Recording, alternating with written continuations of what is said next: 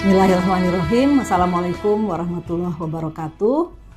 Bapak Ibu, para pemirsa video ini, sore ini saya akan menyampaikan materi mengenai sehat dan bugar agar ibadah puasa menjadi lebih optimal. Mungkin sudah banyak ya bicara-bicara terkait hal ini, tapi saya kira kita tetap bisa memetik manfaat dari apa yang kita akan saya sampaikan ini. Bapak Ibu sekalian, kita hari ini sudah memasuki hari ke-22 dan tinggal 8 hari lagi kita akan menjalankan ibadah puasa Ramadan. Landasan puasa Ramadan saya kira kita semua juga sudah tahu ya, sangat kuat dinyatakan di dalam Quran di surat Al-Baqarah 183 bahwa orang-orang yang beriman itu diwajibkan untuk berpuasa sebagaimana juga diwajibkan pada umat-umat terdahulu agar kita semua menjadi orang yang bertakwa. Dan ada lagi satu ayat masih di Al-Baqarah di 184 kalau saya tidak salah, bahwa puasa itu lebih baik bagi kamu jika kamu mengetahui. Nah, kenapa dia lebih baik? Saya kira sudah banyak sekali penelitian-penelitian ya terkait puasa yang kita bisa baca sebetulnya. Kalau buka Google itu baca saja penelitiannya. Puasa itu bermanfaat dari segi medis, ya, dari segi kesehatan. Puasa itu akan meningkatkan sensitivitas insulin, ya, satu hormon di dalam tubuh kita yang sangat diperlukan, dan dia akan meningkat, kemudian akan menyerap makanan-makanan di dalam tubuh kita sehingga gula itu tidak terlalu lama tinggi di dalam darah, gitu ya. Itu salah satunya. Puasa juga kalau dijalankan dengan baik dan benar ya, tidak ada fenomena balas dendam ya, karena banyak juga orang-orang yang ketika berbuka berlebihan, ketika malam makan terlalu banyak, ya itu sama aja tidak berpuasa sebetulnya ya. Nah, kalau puasa itu dijalankan dengan baik dan benar, puasa bisa menurunkan berat badan, bisa menurunkan gula darah, bisa menurunkan kolesterol, ya, bisa menekan peradangan atau inflamasi, ya, dan juga meningkatkan pembentukan syaraf-saraf, memperbaiki fungsi kognitif, daya ingat. Jangan salah, orang berpuasa justru fungsi kognitifnya bisa menjadi lebih baik. Banyak sekali manfaat daripada puasa yang sudah banyak disebutkan di berbagai literatur. Puasa 2 kali seminggu itu sudah pernah diteliti ya. Puasa Senin Kemis itu kalau dikerjakan selama 6 bulan berturut-turut itu akan menurunkan berat badan ya, dan mengurangi kalori ya, itu sama dengan mengurangi 25% kalori per hari. Dia akan meningkatkan tadi sensitivitas insulin dan tentu sangat menyehatkan. Sistem imun kita bagaimana? Daya tahan tubuh kita juga membaik dengan berpuasa. Ya, berpuasa selama 5 hari atau lebih itu akan meningkatkan produksi sel darah putih baru, sehingga pertahanan tubuh kita terhadap infeksi juga menjadi lebih baik. Ya, itu sudah banyak dibuktikan. Dan yang selalu saya sering kali ulang adalah bahwa puasa itu ternyata bisa memperpanjang umur. Ya, ini unik ya. Jadi kalori restriction, mengurangi asupan kalori, ya, membatasi makan, itu ternyata berhubungan dengan umur yang lebih panjang, ya. Dibandingkan kalau orang makan bebas, ya. Jadi menurunkan asupan kalori. Kalori itu bisa dari karbohidrat, dari protein, dari lemak. Itu ternyata bisa memperpanjang umur. Tentu saja bukan karena ketabrak ya, kalau ketabrak sih mau puasa kayak apa juga bisa. Nah, tapi dengan membatasi makan itu ternyata dia memperbaiki metabolisme tubuh, memperbaiki sistem pertahanan tubuh, ya, dan kemudian dia memperlambat timbulnya penyakit-penyakit degeneratif, ya, penyakit-penyakit kronik degeneratif.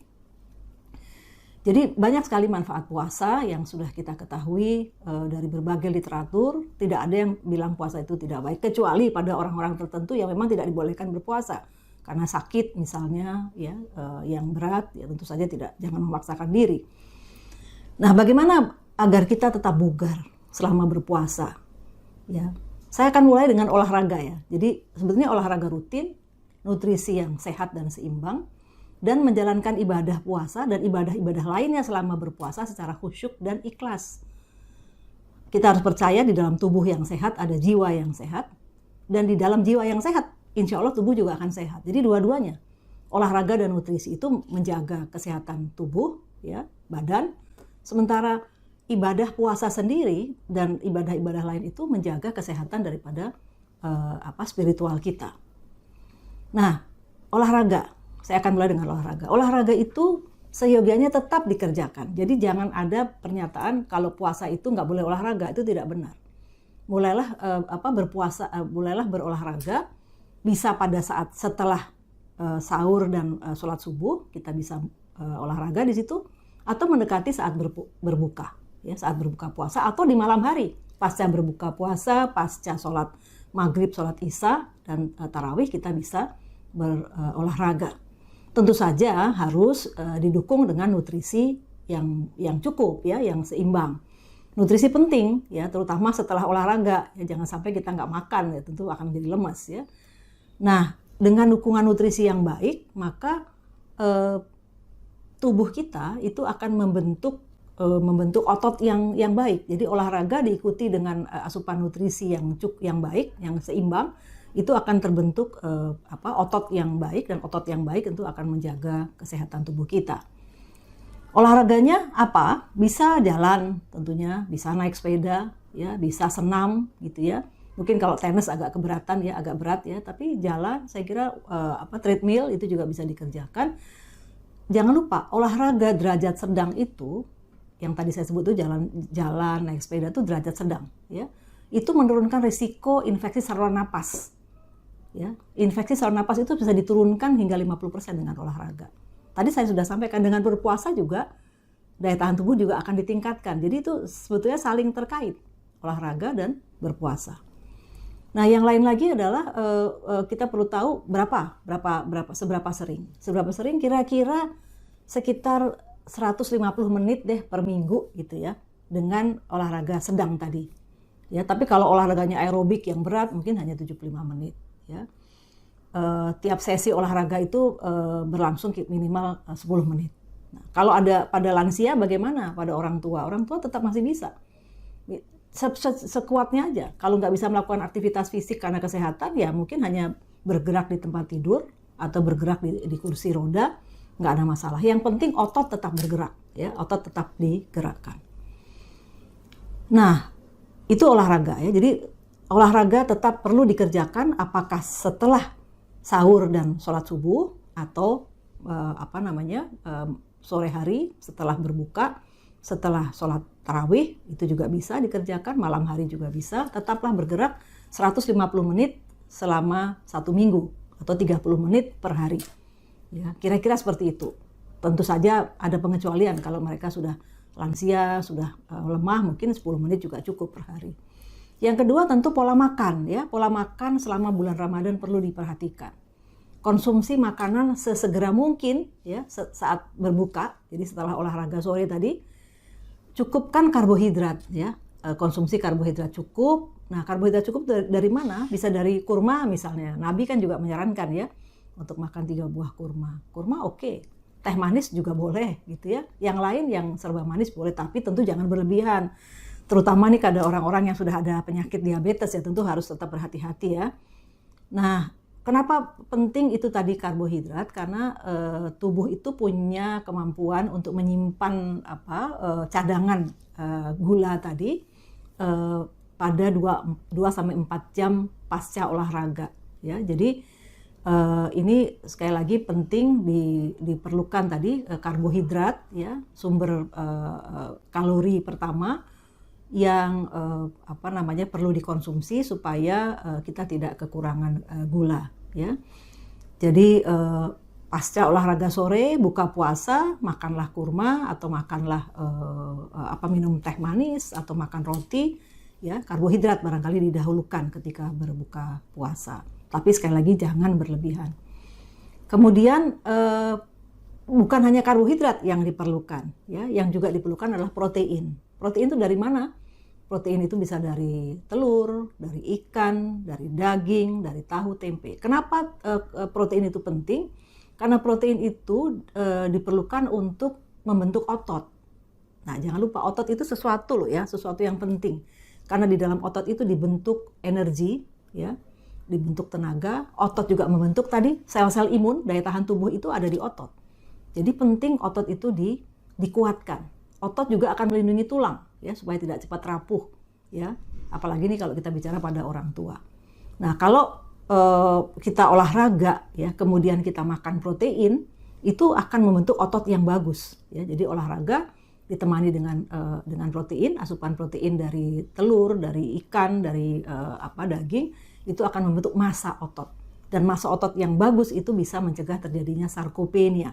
Berkurangnya massa otot itu bisa dicegah dengan protein. Jadi kombinasi antara karbohidrat dan protein sesegera mungkin setelah olahraga sore dan berbuka puasa. Jangan lupa yang lain lagi adalah buah-buahan dan sayur-sayuran. Buah-buahan dan sayur-sayuran yang tinggi flavonoid yang berwarna, apel, pir, jeruk, lemon, apalagi pisang, ya, anggur, stroberi, atau kacang-kacangan, ya, kemudian tomat.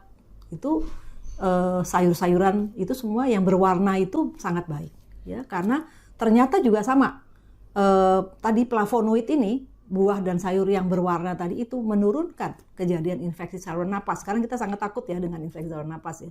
Dia bisa meningkatkan daya tahan tubuh, meningkatkan kemampuan untuk melawan penyakit-penyakit yang terkait dengan infeksi. Jadi tadi saya sudah sampaikan, ya, dengan olahraga juga menurunkan infeksi. Dengan mengkonsumsi makanan tadi tinggi flavonoid itu juga memperbaiki atau mencegah menurunkan kejadian infeksi saluran napas, ditambah lagi dengan berpuasa. Minum, jangan lupa, ini penting banget, ya. Minum, tubuh berada dalam kondisi yang setengah dehidrasi kan ketika berpuasa. Jadi harus dipenuhi cairan itu waktu berbuka sampai dengan waktu sahur. Ya, saat sahur jangan minum yang manis-manis, jangan minum kopi yang manis, ya, mungkin kalau kopi pahit barangkali, tapi kopi itu memang agak sedikit bikin diuretik, ya, bikin orang lebih sering kencing. Jadi penuhilah minum 1 liter sampai 1,5 liter pada orang-orang dengan berat badan 50 kilo, kalau lebih berat barangkali bisa sampai 2 liter.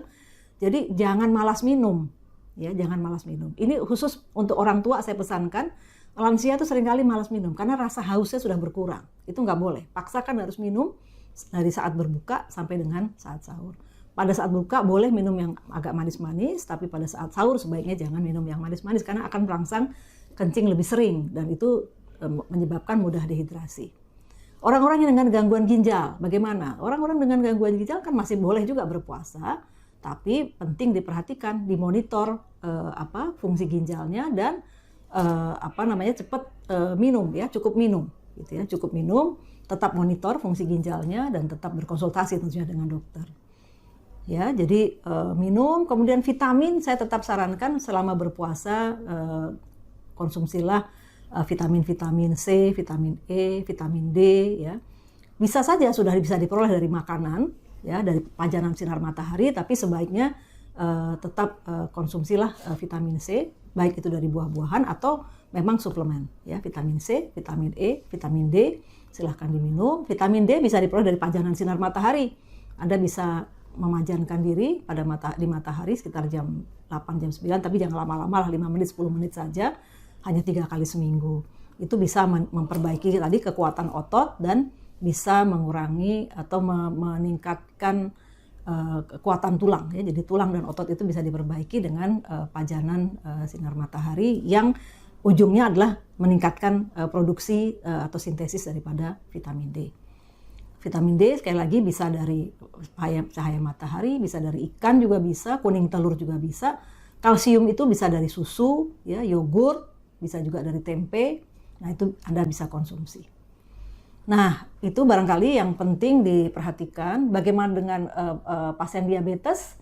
Tentu untuk pasien diabetes harus berkonsultasi dulu, ya, secara langsung maupun online, apakah bisa berpuasa, ya, terkait juga nanti dengan perubahan obat yang harus diminum, ya, kapan obat-obat gula itu harus diminum. Tapi kalau ibu hamil sebaiknya sih nggak usah berpuasa, gitu, ya.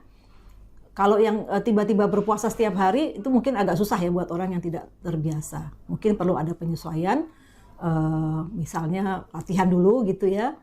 Tapi kalau ragu-ragu ya silahkan konsultasi dengan ahli gizi untuk hal ini. Mungkin yang terakhir, kalau COVID bagaimana? Boleh nggak berpuasa, gitu, ya? Sebenarnya belum ada bukti ilmiah apakah orang yang COVID itu nggak boleh puasa, gitu. Apakah ada dampak buruk? Tapi pasien karena demamnya ya, dan pasien COVID itu biasanya jadi nggak mau makan, ya sebaiknya tidak berpuasa karena akan dehidrasi nanti ya, dan masih perlu mengkonsumsi banyak obat ya, karena kadang-kadang ada juga yang nekat ya mau berpuasa. Sebaiknya sih kalau sudah sedang menderita infeksi akut ya, termasuk COVID kan infeksi akut ya, jangan berpuasa dulu. Mungkin itu yang perlu diketahui. Jadi pada prinsipnya puasa itu memiliki dampak yang baik untuk kesehatan ya, untuk kesehatan tubuh baik fisik maupun mental spiritual.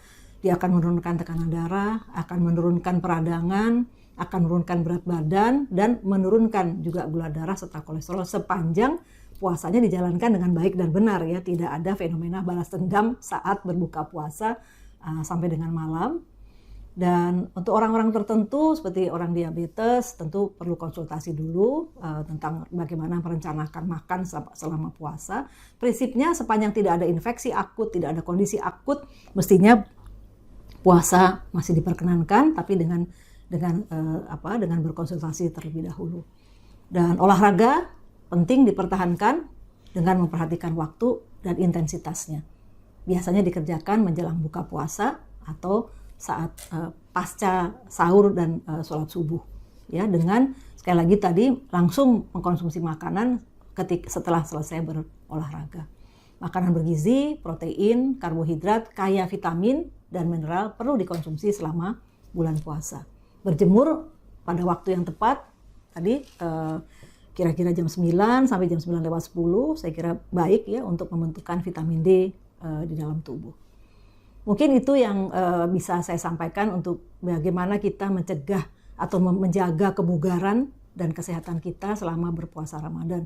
Insya Allah puasa itu menyehatkan sepanjang itu dijalankan dengan baik dan benar dan mengikuti semua kaidah yang sudah diajarkan ya oleh Rasulullah Muhammad SAW dan juga oleh tentunya dari segi kesehatan yang sudah saya sampaikan tadi. Terima kasih. Assalamualaikum warahmatullahi wabarakatuh.